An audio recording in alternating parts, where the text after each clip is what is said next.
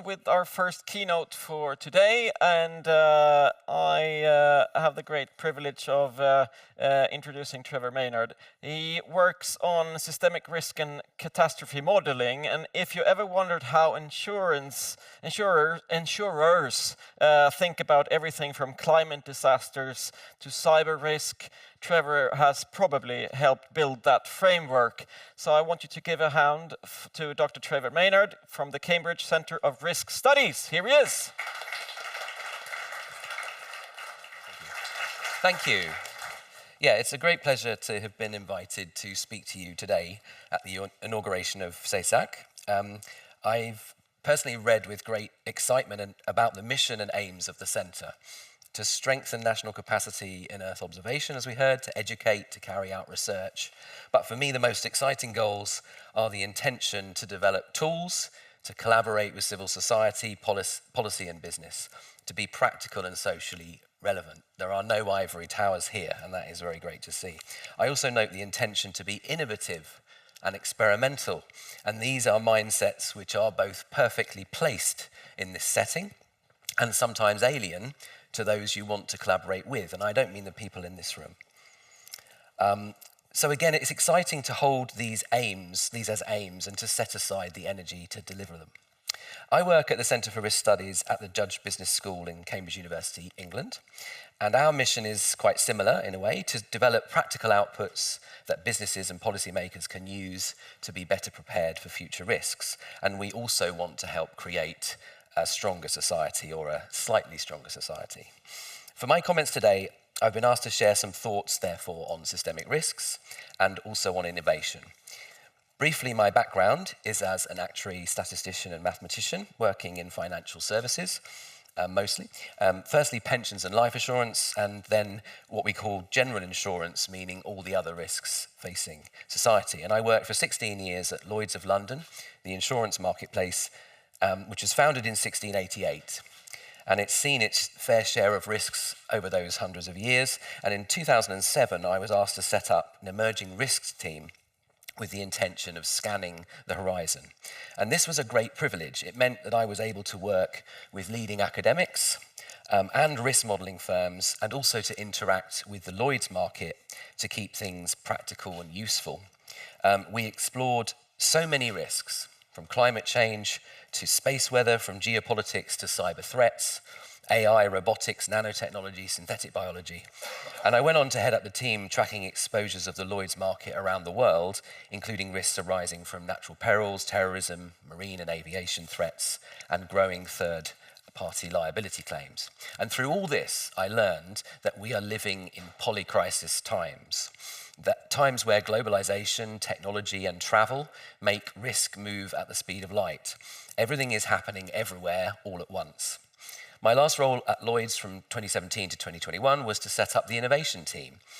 We created an incubator called the Lloyd's Lab, which is a home for startups and experimentation. And the emerging risk team was repurposed as a future products team, where we explored how insurers can provide cover for social threats such as intangible risks, climate change and cyber attacks. During my time at Lloyd's, I worked closely with the Centre for Risk Studies at Cambridge, and I was delighted to join them in 2021. And since then, I've been developing various risk models and a new concept for us, which we call the catchment future. So, like a river catchment, where rain falls flowing into tributaries and eventually to the main river, we see history flowing from a series of events, some connected via the same tributary and others initially distinct, but always affecting the future. And we've found it's impossible to focus too narrowly on one threat and ignore the presence of others. The slide shows my views of the key events that led to Brexit in the UK, including terrorist attacks and wars, technological advancements and the ensuing phenomenon of social media, financial bubbles bursting, environmental shocks, food insecurity, migration crises, austerity, poverty whilst working, social dissatisfaction, and the overconfidence of politicians. I don't believe any of these caused Brexit alone, but taken together, they tipped the balance. And you'll see lots of colours on there, and incidentally the colours are in the catchment diagram follow the core risks of our Cambridge taxonomy of business risks, which came from a historical study of 800 years of events, where we identified key business risks and allocated them under the headings of financial, geopolitical, technological, environmental, social and governance, each given a colour there.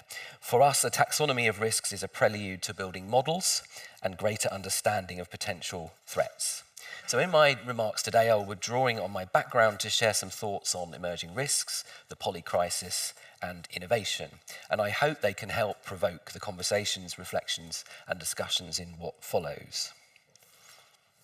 So the polycrisis. The term the polycrisis was, I understand, first used by Edgar Morin and Anne Brigitte Kern in their book Homeland Earth.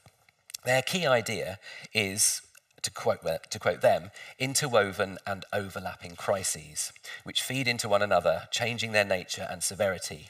They show there is no single core problem, but many problems.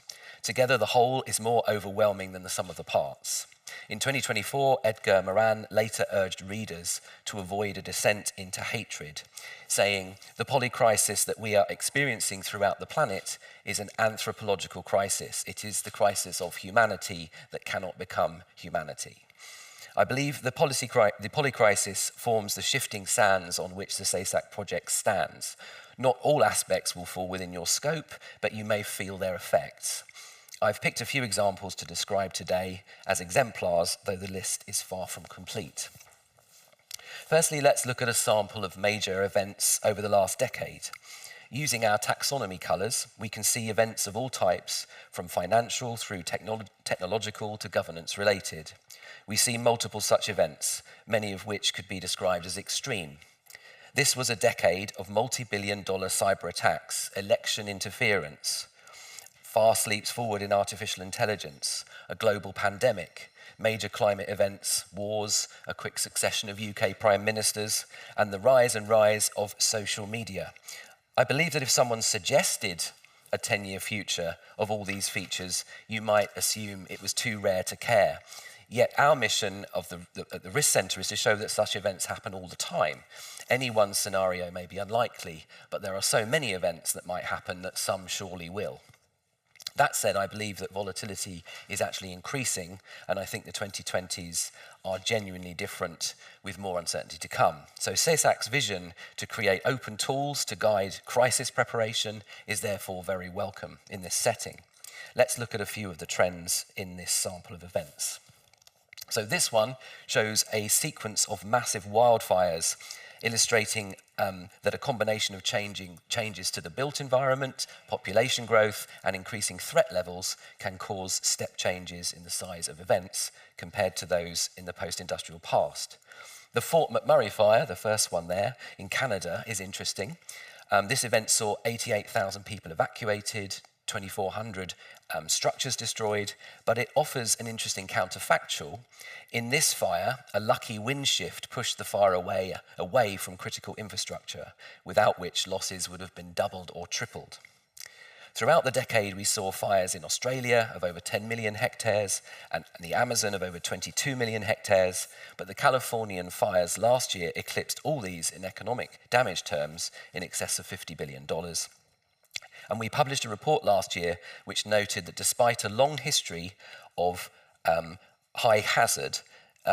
despite a long history of wildfire risk urbanization in California has increased in the areas of high hazard. So despite publishing papers that show where the risk is, they continue to build in those regions.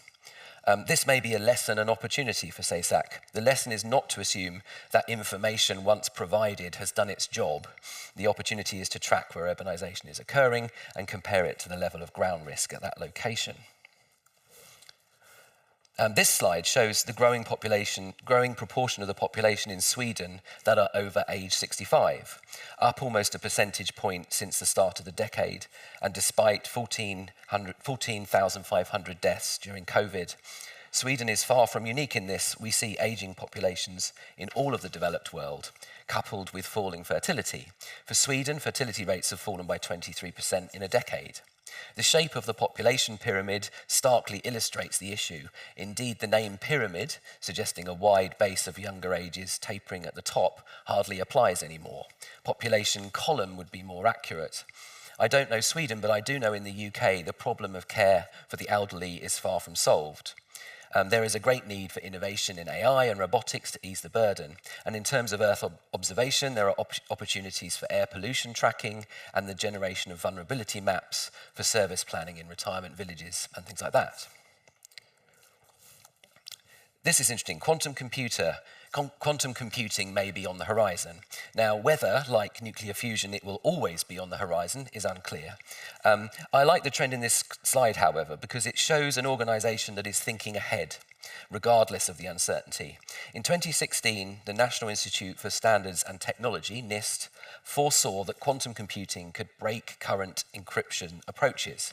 Indeed, for at least the past decade, we have seen cyber criminals taking a steal now and decrypt later approach to our private conversations and business secrets. Fearing this, NIST organised a competition in 2016 to find a post-quantum standard. Over more than 7 years, 82 algorithms were tested. Only 3 survived, but these have withstood all the trial attacks so far. And in 2024, NIST introduced the Federal Information Processing Standards, FIPS 203 to 205, which are believed to be quantum safe. So it will take time for implementation, and legacy systems may struggle, but the lesson for me is that it's possible to respond to uncertain futures. And perhaps there are similar foreseeable risks for SESAC and an equally positive success story to follow. This slide, the war in Ukraine marks a transition in my mind towards a new volatility in the 2020s. Following on the heels of COVID, we saw a global inflation surge which resulted in increased energy prices. And NATO was both strengthened when Finland and Sweden joined, but questioned by its greatest historical proponent. The terrible events in Israel in October the 7th, 2023, and the following response has seen increased volatility in that region, now enhanced with the recent events in Iran. And we see tensions growing over Taiwan, with military exercises now commonplace, and US intervention in Venezuela is changing the geopolitical map in South America. So geopolitics is on government and business agendas more now than many decades before. At the Centre for Risk Studies, we are exploring the use of large language models and other AI to create geopolitical tracking mechanisms. And the growth of AI in the last decade has been astounding, particularly when contrasted with decades of AI summers and winters that went before that. There may still be significant hype, but I think we can be confident that AI is now here to stay. And I'd argue the Turing test has been passed. I would struggle to tell the difference between a human conversation and one with Gemini, ChatGPT, or Perplexity. On this slide, we see a major breakthrough in the first thing when AlphaGo beat Lee Sedol in 2016 at the Chinese game Go. This is played on a 19 by 19 grid using black and white tiles to surround and seize territory from another player. Due to the vast number of legal positions, vastly more than the number of atoms in the universe, it would be impossible for a computer to use a brute force attack to play the game, unlike chess. So for years, experts felt that Go required a human form of intelligence. And that is why the victory from Google's AlphaGo algorithm was so shocking. It marked a step change in capability and foreshadowed later developments. GPT-3, using a different technology, was launched in 2020, and ChatGPT released in 2022. By 2023, it had 100 million users, and now is estimated there are over 1 billion users of LLMs globally. And by August 2025, LLMs have far exceeded human mathematics reasoning on a pre-degree level competitions, but they still fall short at degree level questions. So this illustrates 2 points. At each stage of advancement, there is the potential for larger and larger portions of society to be left behind, and LLMs and similar technologies are here to stay and on a trajectory to outperform us all. Regulation usually lags far behind technology, but can we afford to let that happen here? And AI therefore promises great societal benefits, but also great risks. It is also notable that all the top-performing LLMs are either American or Chinese, and we are arguably witnessing a new form of technology race. No doubt, SESAC is also intending to explore LLMs and other forms of AI, and it will be fascinating to see techniques evolve here, including the development of stable prompting, taming of hallucination risks, all for the good of society. Let's look at another social phenomenon, again not unique to Sweden, that of youth unemployment. We see in the graphic some volatility through the last decade, but overall a rise. However, if we include a longer time series, we see that the peak of this, in Sweden at least, appears shortly after the global financial crisis. I'm far from an expert here, but I noticed two things from the graphic. Firstly, much lower levels up to the end of the 1980s, and secondly, large volatility where various valiant recoveries are knocked aside by exogenous events, such as bursting of the dot-com bubble. The role of AI complicates the risk further. Currently, there seem two schools of thought. The first, that junior hiring is down, for example, in the legal profession, where paralegal roles are down 15% EU-wide, but others argue it is the mundane tasks that are being handed to AI, allowing juniors to focus on judgment-heavy tasks. For me, the lesson from this slide is that short-term phenomena must be cast against longer-term time series in order to make sense of them. My final polycrisis slide returns to climate change. Recent news, especially geopolitical, may have knocked this off the radar, but we forget about it at our peril. The combination of environmental threats, resource allocations, integration of new technology, and navigation of population growth are the key challenges of this century, in my view. We saw in 2016 a new record for the hottest temperatures globally, and this was matched in 2020 and then exceeded in 2023 and then exceeded again in 2024. Overall, the hottest temperatures ever recorded have all occurred in the last 10 years. If these were random extremes, it would be virtually impossible to see that. Why do we see it then? Because there is a clear trend, and it's astounding to me that people have argued against this, yet we still see words like hoax. I can only hope that strong expertise being developed in SESAC, coupled with your excellent statistical base, can provide further evidence to combat the skeptics. So I'd now like to turn my thoughts to innovation. SESAC intends to innovate beyond academia, and this will be essential in my view. It is also hard. So my experience of innovation is that it is alien and frightening to many. To successfully innovate, you have to be willing to fail. There can be a stigma associated with failure, which many seek to avoid. I've noticed the fear of failure appears to grow with seniority, yet senior sponsors are vital. One answer is to adopt an experimental mindset. Do not take a procurement approach. When you innovate, you are not promising the delivery of office stationery, which can be guaranteed. You are offering to try something new, to observe it and learn from it. And this is precisely how scientists, as you know, see experiments. If things are going well, great. If not, then the trick, it seems, is to fail fast and try something else. In my time as head of innovation at Lloyds, I observed many innovation successes, but also many cultural barriers. Given the importance of experimentation in your aims, I thought I would share some thoughts which I hope are useful. Firstly, some of your potential collaborators may be afraid of innovation, be concerned that it will take away their role and purpose. This is a real fear, particularly with the latest generation of AIs, and that emotion should be addressed thoughtfully and compassionately. Then there is the excuse, I am too busy. The fact is they often are. They like their current tools, they're used to them, and the business as usual activities dominate their working day. To counter this, it's essential to create working tools, which I know you intend to, that can easily be trialed. For example, a package written in R or Python that they can download out of the box and try for free, or an app. The next concern is that IT have concerns. Often startups with new ideas are treated in the same way as multinational corporations with 90-page security documents to overcome before a 6-week pilot can start.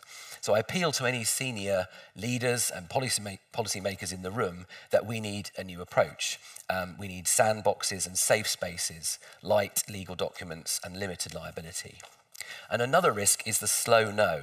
This is where a partner appears interested with long spaces between meetings, only to say no after months or years. This is often done for reasons of politeness, or perhaps because the person you are speaking to hasn't tested whether anyone senior in their organisation is really interested. So watch out for the hobby innovator. Their enthusiasm is welcome initially, but their lack of institutional alignment can let you down later. So there are many barriers, but the final one I wanted to mention was misalignment of incentives. The business as usual function provides almost all the profits in an organisation, employs almost all the staff, has all of the most senior managers, and their day-to-day challenges loom large: cost-cutting, competition, supply chain issues, logistics challenges. And their KPIs take the form of higher profits, greater growth, cutting expenses, improving quality. These objectives are completely different to the innovation team, or innovators in your case, who should be measured on a number of experiments, how well run these are, how quickly the hypotheses are checked. So again, I appeal to the senior in the room here. You are often aware that innovation is essential and indeed is the engine of exponential growth. So any help you can provide to align the objectives of the BAU teams with the innovators at the SESAC project to create an experimental culture will pay dividends in future. So I'm looking forward to hearing the discussions today. It seems to me there are so many social issues that SESAC can address. Climate modelling to observe the state of the world as it is and where it may develop in future. Observations of crop health for food security. Live disaster impacts to better respond and deploy emergency services and resources. We can use images to infer the quality and resilience of built infrastructure. And the Cambridge Centre of Risk Studies published a report in 2024 which showed that every dollar spent in advance of a hurricane, for example, saved $16 when one inevitably hit. Learning from disasters after the fact is also key, so you can be ready to respond when they next occur. Our reviews of others' research has shown that building codes save lives and reduce property damage. And post-disaster image analysis, coupled with quality maps, can help prove this point and show the money is well spent. Societies are always balancing affordability with safety, and good data is needed for optimal allocation. Observations of the state of critical national infrastructure is possible to give early warnings of failure and encourage preventative maintenance. One of the Lloyd's Lab teams that I work with, called Sillaspace, used satellite data to observe subsidence under dams, potentially avoiding critical life and property endangering failures. There's deforestation tracking. I was interested to see that whilst the area of forestry in Sweden has slightly grown in the last decade, its role as a carbon sink has fallen 37% as older wood is being replaced by younger saplings. Water management through observation of river levels and irrigation needs, assessments of biodiversity, measurements of air quality to plan public health needs, and tracking of new disease vectors. I'm sure the experts, you today, will list many more opportunities, and indeed I suspect one of your greatest challenges will be deciding what not to do. Ocean boiling is rarely successful. Whatever you choose, I think it will be very impactful. So in conclusion, it is clear that we live in challenging times. Just at the moment when humanity should be coming together to face environmental and social challenges, we see forces trying to tear us apart. In these times, it's essential to strengthen societies, to enhance resilience, to pass on and develop new skills to the next generation of researchers. More broadly, to create an informed, educated, and multi-skilled society prepared to face any challenge. We must couple the best possible data with the most modern analysis and embed the learning within business, policy, and civil society. For those engaging in a post-truth attack, clear statistics are part of the defense. An innovation mindset will be crucial. Experimentation, redefining failure as learning, and trialing many ideas, whilst not being afraid to stop quickly if they're not working, is key to success. SESAC is a truly exciting development towards this. And although I do not think that luck is a factor here, I anyway wish you good luck. Thank you very much. Thank you so much. Thank you so much, Trevor. I have a couple of questions. But before, so this poly crisis, is that a new development, or is it just a compilation of new data, or just that we are better at analyzing data? I mean, the term policy crisis is about 10 years old now, but I think that it feels like with globalization, travel, digital, the internet, those sorts of things, it has brought risk more connected than ever before. So although there have always been a number of events that might have happened and they are connected, I'm not suggesting that's a new thing. It does feel like we have become more fragile as a society across the world, really. And so I think you're starting to see that. Have we, or are we better at analyzing risk or identifying risks? I think, no, I do think it's more fragile. I think it's difficult really to be 100% sure on that, but I do remember we had a very esteemed talk at one of our dinners in Cambridge, and he had been working in government in the 80s, and he did sort of say, you know, relax everyone, we've seen all these things before, it's just, but I don't think I quite agree with that. I feel that particularly in the digital space, for example, there's a lot more connectivity than there ever was before. I think listening to your keynote, I think we're all curious to hear what will be your collaboration with SESAC.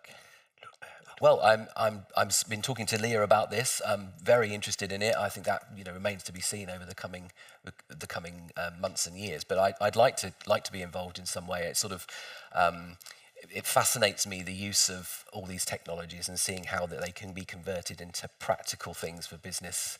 I think that's always very difficult. Everyone always aims to do it, and I think, but there are great examples of success out there to follow. So yeah, I hope to be involved in that. And about that slow no, maybe a slow no to the Ola bird. I don't know, but maybe a slow no. Well, I think if Ola wants to make the bird a reality, he can definitely do that. But yeah. But maybe test it quickly and fail fast. Very good. So Trevor, please.